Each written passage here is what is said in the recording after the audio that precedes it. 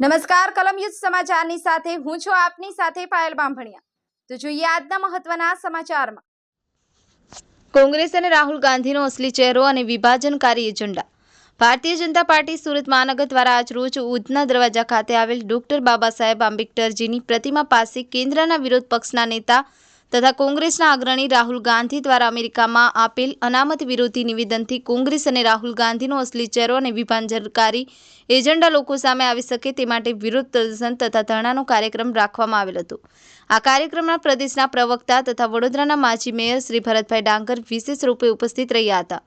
તેમની સાથે શહેર અધ્યક્ષ શ્રી નિરંજનભાઈ સાજમેરા, મહામંત્રી શ્રીઓ Shri Kishorbhai Bindal, Shri Kalubhai Bhimnath, mayor Shri Daksheshbhai Mavani, deputy mayor Shri Narendrabhai પક્ષનેતા Shrimati Shashiben Tripathi, ધારાસભ્ય શ્રીઓ શ્રીમતી સંગીતાબેન પાટીલ, શ્રી પ્રવીણભાઈ ઘોઘારી, શ્રી અરવિંદભાઈ રાણા, શ્રી સંદીપભાઈ દેસાઈ, મનુભાઈ પટેલ, માજી મંત્રી વડીલ નરોત્તમભાઈ પટેલ સહિત નગરસેવક સંગઠનના પદાધિકારીઓ તથા કાર્યકર્તાઓ ઉપસ્થિત રહ્યા હતા। બ્યુરો રિપોર્ટ, કલમ યુદ્ધ સમાચાર, સુરત।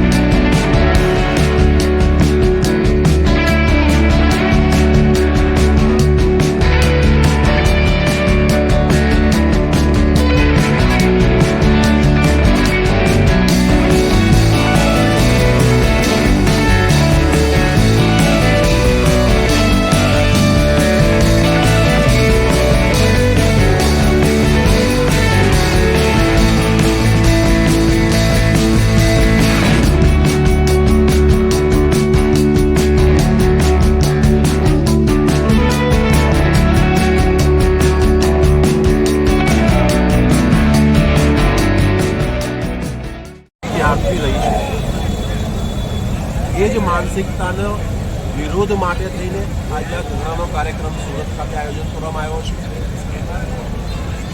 પ્રથમ પ્રધાનમંત્રી પંડિત જવાહરલાલ નહેરુ પોતે પણ કાકા કાલેલકર દ્વારા જે અનામત આપવાનો રિપોર્ટ હતો એનો વિરોધ કર્યો હતો। એમણે મુખ્યમંત્રીઓને પત્ર લખ્યા હતા કે અનામત ન આપવી જોઈએ।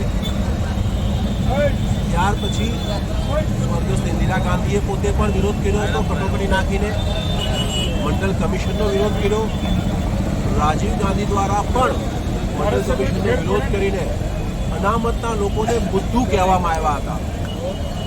અને આજે એમના સુપુત્ર રાહુલ ગાંધી ચૂંટણીના સમયે દેશની ધરતી પર અનામત આપવાની વાત કરે અને એ જ રાહુલ ગાંધી વિદેશની ધરતી પર જઈને અનામતને ખતમ કરવાની વાત કરે। આ લોભનું ચરિત્ર એમનું ઉજાગર થયું છે।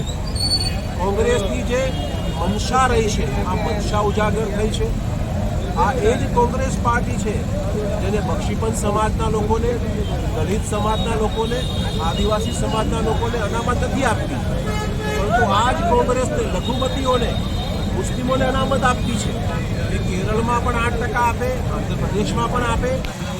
એટલે આ લોભનું ચરિત્ર જે છે ઉજાગર થયું છે। બાબા સાહેબ આંબેડકર સામે એમનો વિરોધ પહેલાંથી રહ્યો છે। એટલા જ માટે બાબા સાહેબ આંબેડકરની પ્રતિમા નીચે આજે અમે ધરણા આપી રહ્યા છીએ। બાબા સાહેબ આંબેડકરને 2 વાર ચૂંટણીમાં હરાવ્યા। બાબા સાહેબ આંબેડકરે કહ્યું હતું કે ધર્મના આધારે અનામત ન અપાય, તેમ છતાં પણ લઘુમતી સંસ્થાઓ સ્થાપીને આજે જામિયા મિલિયા યુનિવર્સિટી છે, અલીગઢ મુસ્લિમ યુનિવર્સિટી છે, આને લઘુમતી સંસ્થાનો દરજ્જો આપ્યો।